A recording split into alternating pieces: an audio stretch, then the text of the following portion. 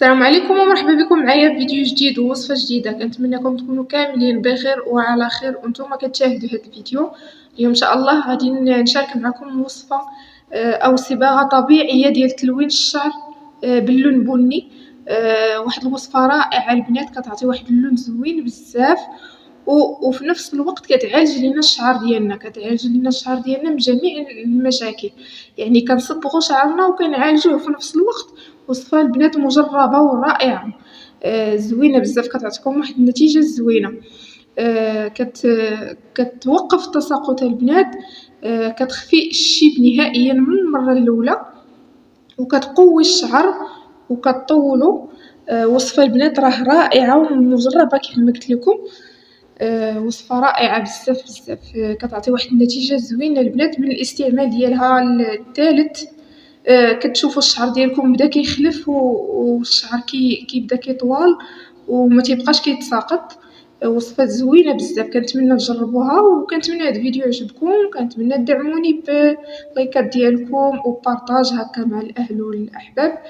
وبسم الله هنايا خديت 2 معالق ديال الحنه البنات، 2 معالق ديال الحنه كبار، وزدت معلقه ديال قهوه اولا البن، معلقه كبيره. وغادي نزيد معلقه ديال كركدي، معلقه كركدي مطحون.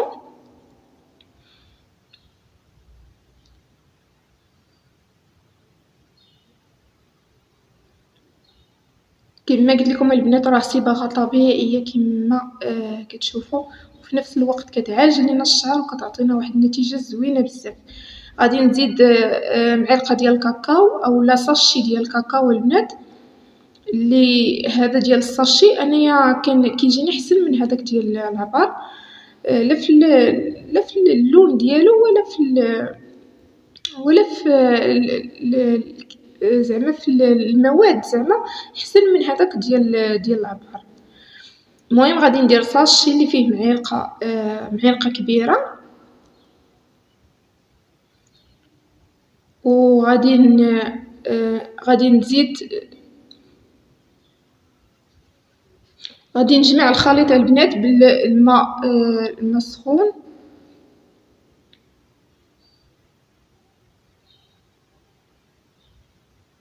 هنا البنات راه كنت كنشرح انا من قبل، كنت درت الصوت ولكن كان التليفون كيقطع ليا وعاودت الصوت. غادي نزيد راس معلقه ديال القرفه ولا نص معلقه صغيره ديال القرفه،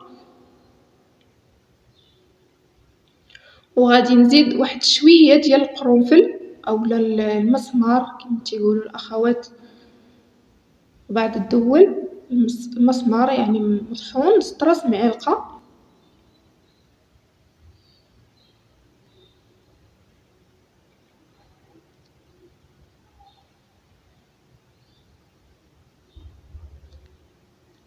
وغادي نزيد معلقه ديال زيت الكوك البنات، معلقه ديال زيت الكوك اولا معلقه ديال زيت الزيتون اللي توفر، بحال. هاد الخلطه البنات غادي نجمعها بالماء السخون كما قلت لكم. هاد الخلطه هادي نخليوها ترتاح واحد الساعات المكانه، عاد نطبقوها على شعرنا. اولا من الاحسن النهار ملي نبغيو نعرفوا راسنا راه بغينا نستعملوا نصبغوا الشعر، نوجدوها هكا بحال البارح في الليل هكا، ونخليوها حتى الغد ليها البنات عاد استعملوها، كتكون طلقات مزيان. المهم دوك المواد كاملين طلقوا داك الالوان ديالهم وكنستافدوا منها اكثر.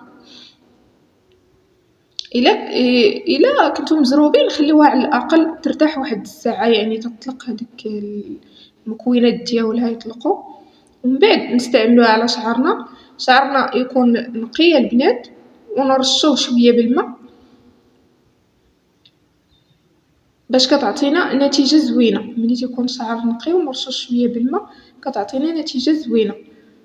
صافي هنا كما شفتوا كنبقى نزيد الماء حتى كتخلط ليا وكتجانس هاد المكونات.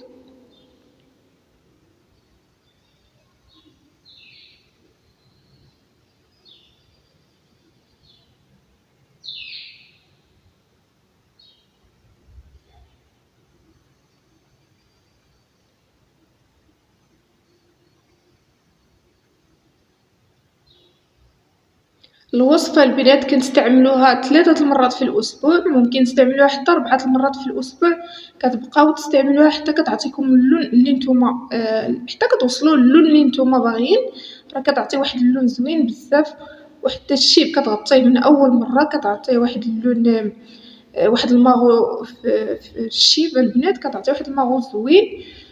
المهم وصفة مجربة البنات، وصفة رائعة مغاديش نشكرها لكم، أنا كنديرها وعطاتني نتيجة زوينة.